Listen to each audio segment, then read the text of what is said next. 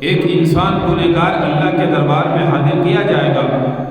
اللہ تبارک و تعالیٰ کے سامنے فرشتے کہیں گے یا اللہ یہ ایک تیرا ایسا بندہ ہے جس نے دنیا میں جو ہے وہ نیکی نہیں کی، صرف گناہ ہی گناہ اس کے نامہ اعمال کے اندر۔ اللہ فرمائیں گے اس کو جہنم کے اندر ڈالو۔ اب فرشتے زنجیروں میں جکڑ کر جب اس بندے کو جہنم کی طرف لے کر چل رہے ہوں گے تو یاد رکھیے کہ اس وقت بندہ بار بار پیچھے مڑ کے دیکھے گا۔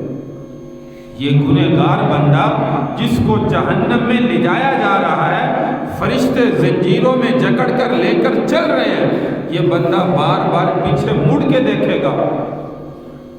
فرشتے کہیں گے یا اللہ یہ تیرا عجیب بندہ ہے، آپ نے جہنم کا حکم دیا، ہم جہنم میں لے کر چل رہے ہیں اور یہ بندہ پیچھے مڑ کے پتہ نہیں کیا دیکھتا ہے، ہمیں سمجھ نہیں آئی۔ اللہ فرمائیں گے اس کو میرے پاس حاضر کیا جائے، اس انسان کو اللہ کے سامنے پیش کیا جائے گا۔ اللہ فرمائے گا میرے بندے تو بار بار پیچھے مڑ کے کیا دیکھتا ہے؟ اب یہ جہنم میں جانے والا بندہ کہے گا یا اللہ دنیا میں نے علماء سے سنا تھا، دنیا میں تیرے نیک بندوں سے سنا تھا کہ دنیا میں انسان جتنا بھی گناہ کر لے،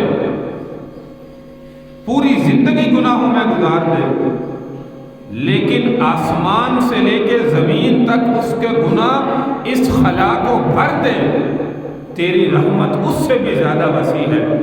میں اس آسرے پہ بار بار دیکھ رہا تھا کہ کاش اللہ کی رحمت اس وقت جو ہے وہ میرے اوپر ہو جائے اور میرے لیے جہنم کا فیصلہ نہ ہو۔ اللہ فرمائیں گے تجھے اس وقت بھی میری رحمت کی امید ہے؟ یا اللہ مجھے رحمت کی امید تھی، اسی لیے بار بار مڑ کر پیچھے دیکھ رہا تھا۔ اللہ فرمائیں گا میرے اس بندے کو جہنم کے بجائے جنت الفردوس میں داخل کر دیا، جنت کا فیصلہ کر دیا گیا۔ رحمت حق بہانہ می جویت، فارسی کے اندر کہتے ہیں اللہ کی رحمت بہانے ڈھونڈتی ہے، کسی نہ کسی بہانے سے اللہ جو ہے وہ انسان کی بخشش کا فیصلہ کر دیتے ہیں۔